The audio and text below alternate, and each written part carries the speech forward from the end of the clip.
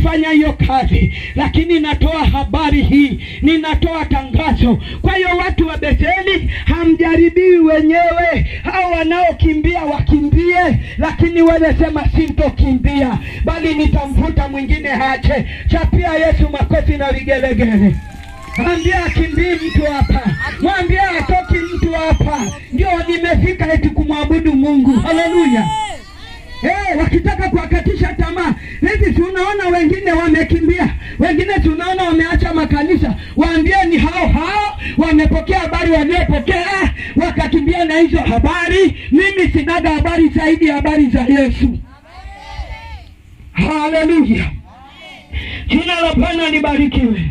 Nikamwambia sasa, sikilizeni, hako kaliko kajiinua kama kana uwezo na kapa siku 3.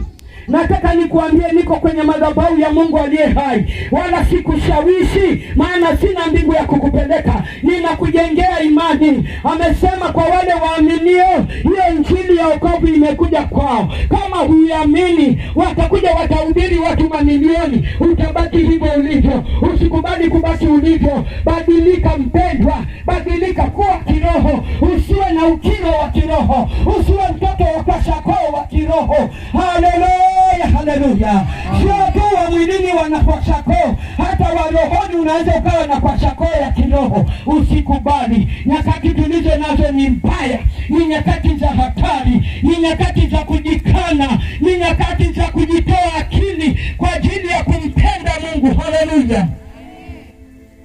Haleluya. Amina. Nikamwambia sikilizeni, hapo kwa mwanamke na kapa siku 3. Na kuambia hizo siku 3 hazitampita. Nikahesabu siku ya kwanza, nikahesabu siku ya pili, siku ya 3 akaanguka, msiba ukakaliwa. Haleluya.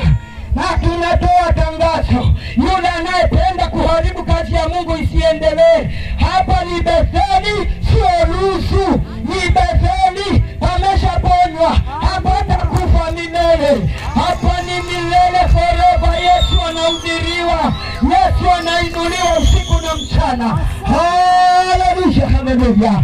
Ukitaka kujaribu, jaribu mpendwa, jaribu wewe, ili umuone Yesu aliye hai, umuone mwanaume wa wanaume asiyebabaishwa na chochote, aliyeziumba mbingu na nchi. Haleluya.